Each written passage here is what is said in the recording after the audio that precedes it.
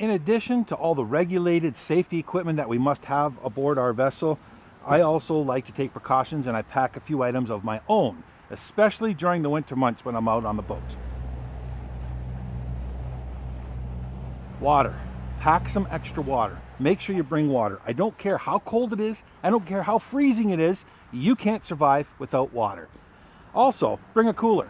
Pack it with some snacks. You'll appreciate the energy, fuel, and the warmth that you'll get, especially when you're out there all day long. And on our boat, I promise you, you'll never go hungry. Hey, I want some. I like an additional source of heat. A buddy heater will be much appreciated out there during December. Hot pads. We use a lot of hot pads, so we buy them by bulk. I love the convenience of these because you just activate them, put one in each pocket. You can fiddle around, do whatever you got. Hands get cold, instant warmth. Also, a first aid kit. Don't just buy a first aid kit from Walmart because half that stuff you're not even going to use is just garbage. I suggest you make your own, specific to your style of fishing. And most importantly, include yourself some side cutters in case you get hooked. Are you able to kind of stand up on your heels? These DeWalt compound side cutters are the best I've found. They cut 3, 4, 5/0 musky hooks like butter. Also, I know you probably got towels on your boat, small towels already, but bring a couple of big dry beach towels. Communication.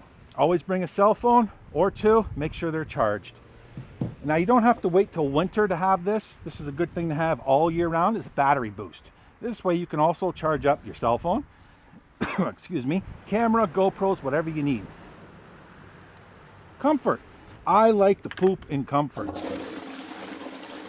So I got myself a luggable loose seat. Use it all the time. With that, do not use dry toilet paper. Bring wet wipes. Everybody will appreciate a nice wet wipe if they need it. Wet wipes. That way you can have yourself a nice squeaky clean butt. When you're at the boat ramp, make sure you bring a shovel. In addition to that, also bring a bag of sand or some environmental friendly ice melt. And I didn't bring it with me, but I suggest a spud bar.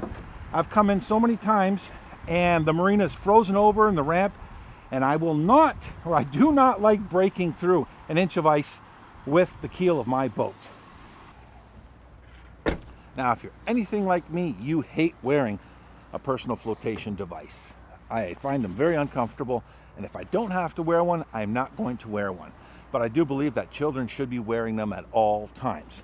Instead, I've invested in a flotation assistant suit, much like the one I'm wearing here by Stryker.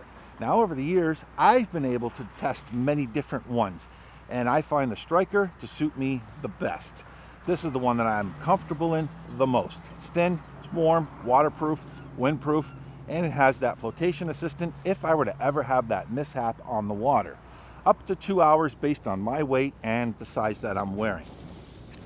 Another thing to consider, guys, is if you did have an accident on your boat, how are you going to reboard your boat?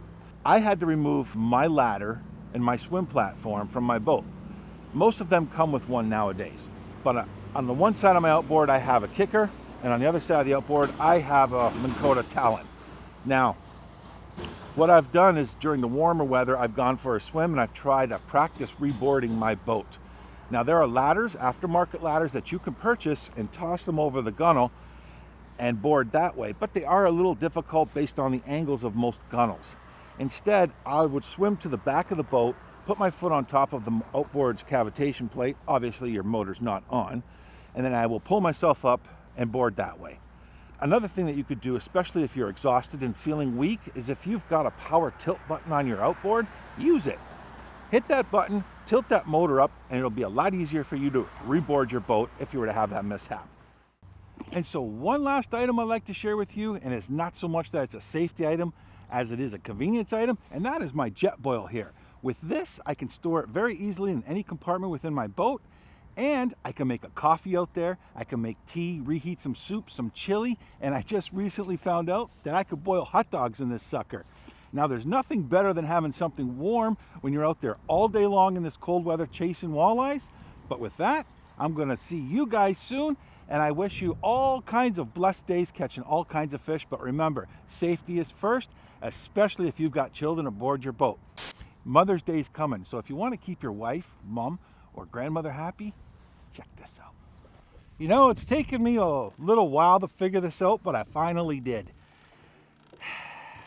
You want to keep your wife happy? Maybe buy her something really nice on Christmas, anniversary, her birthday.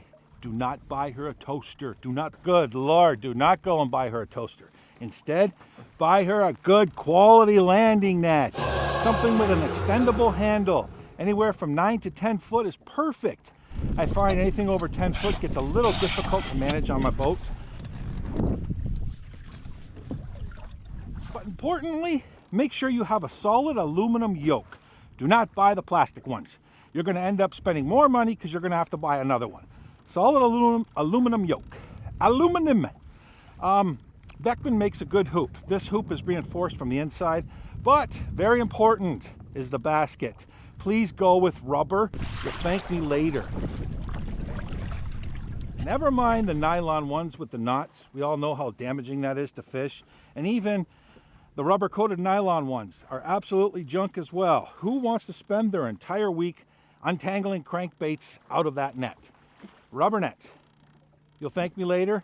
Your wife will be happy, and you'll be happy too. Who's the net man?